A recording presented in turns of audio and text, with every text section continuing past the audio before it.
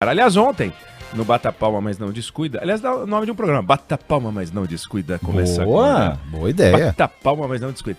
Eu fiz uma costela na pressão, uma panela de pressão elétrica. Aí eu peguei um costelão assim, a costela sem osso, e fiz com cebola, com alho. Meu, ficou uma coisa de desmanchar, de comer com colher de plástico.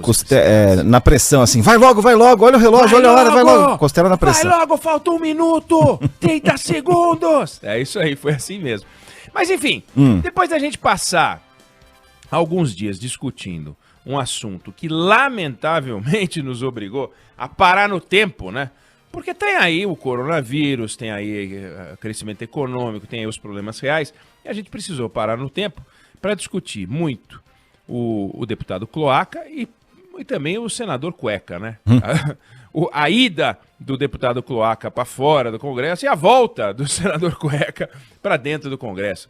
É duas coisas a lamentar, né? É lamentável você ter um parlamentar que abra a boca para falar o que disse aquele deputado e o outro que abra, bom, não sei, enfim, e acabou voltando por causa disso.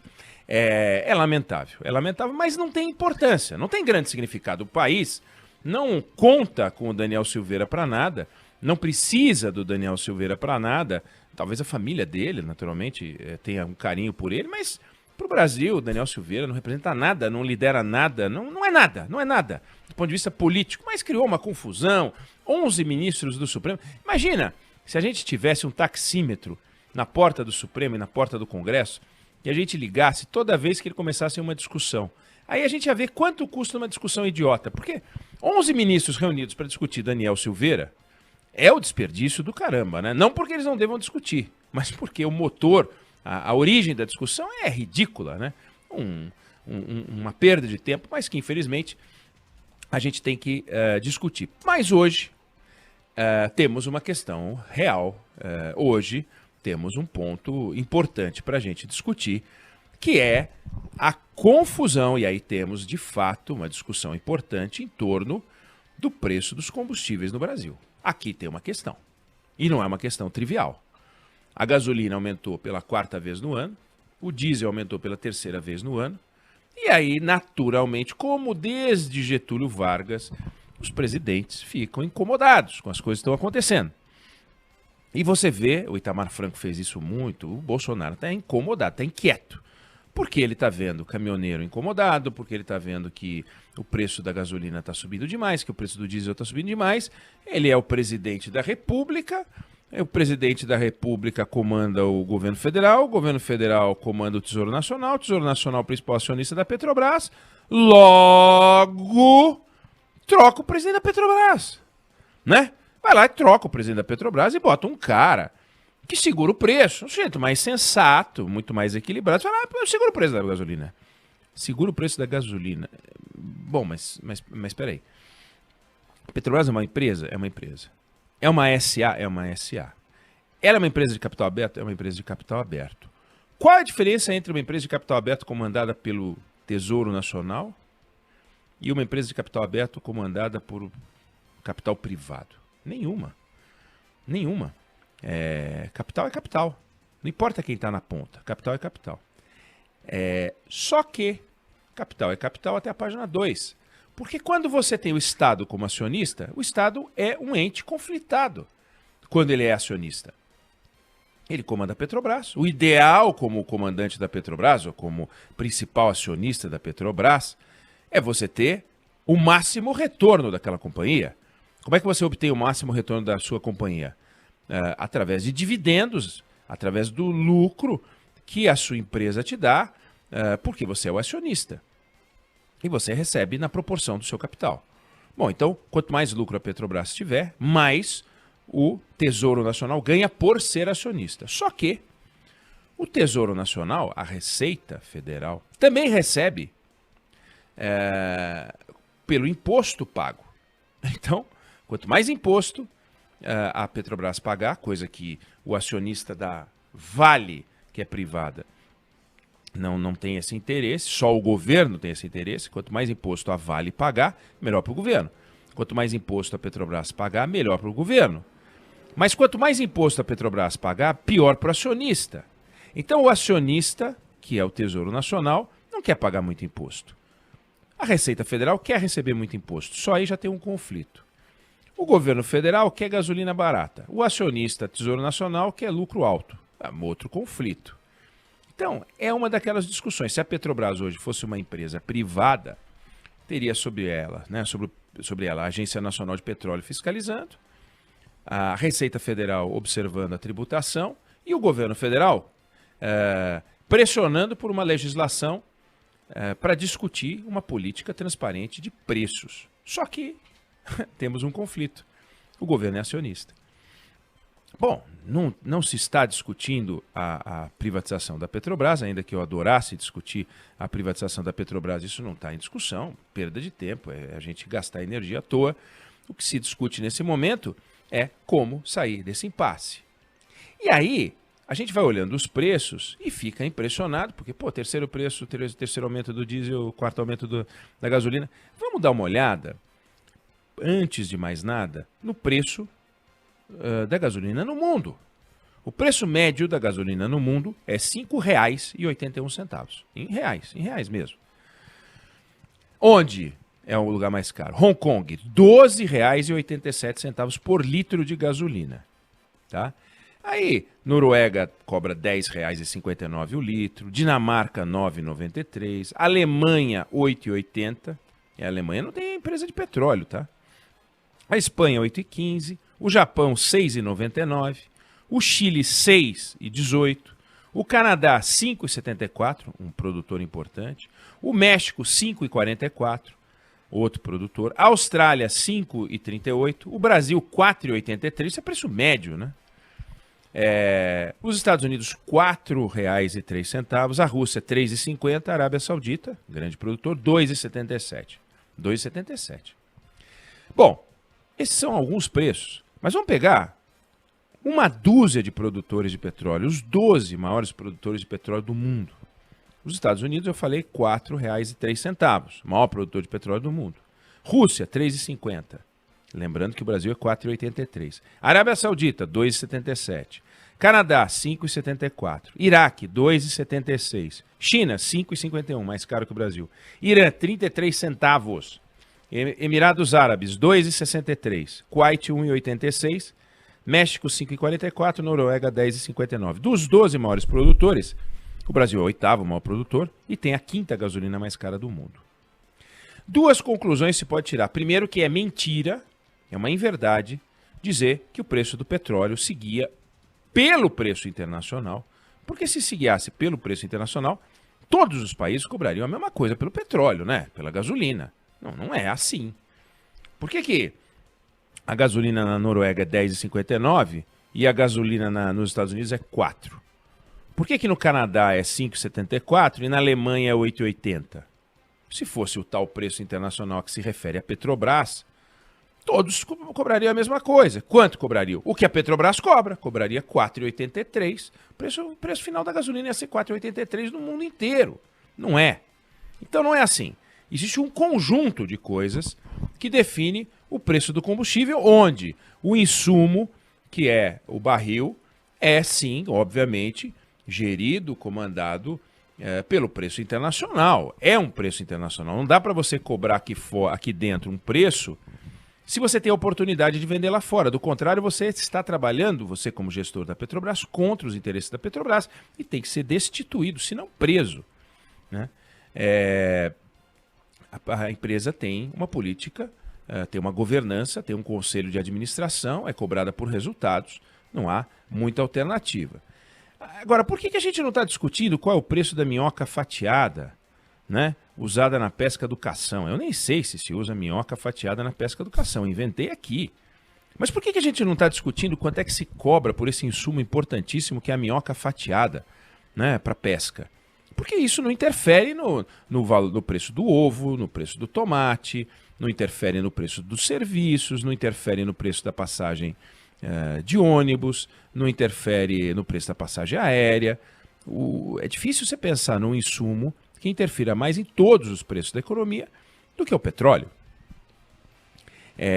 Tanto que o presidente da República, ele ontem na live dele, nesse afã de tentar resolver os problemas, voluntarismo, que é sempre um desastre, o voluntarismo é o irmão do caos, diz o seguinte, vai acontecer alguma coisa com a Petrobras. Quer dizer, já disse que vai acontecer alguma coisa com a Petrobras. O que ele pode fazer com a Petrobras? Demitir o presidente da Petrobras? Mas tem um conselho de administração, tem uma governança, simplesmente vai lá e troca e põe outro. Olha, a gente já viu isso acontecer. Deu ruim, é intervenção. Toda vez que tem uma intervenção, você tem um problema, você tem uma instabilidade, você tem uma insegurança, as pessoas ficam sem saber o que vai acontecer. E não é as pessoas, nós. Para nós, em tese, se o presidente da República chegar e falar agora a gasolina vai custar 33 centavos, feito eles cobram lá no Irã, é isso mesmo? 33 centavos? No Irã? Ótimo, vai ser uma maravilha.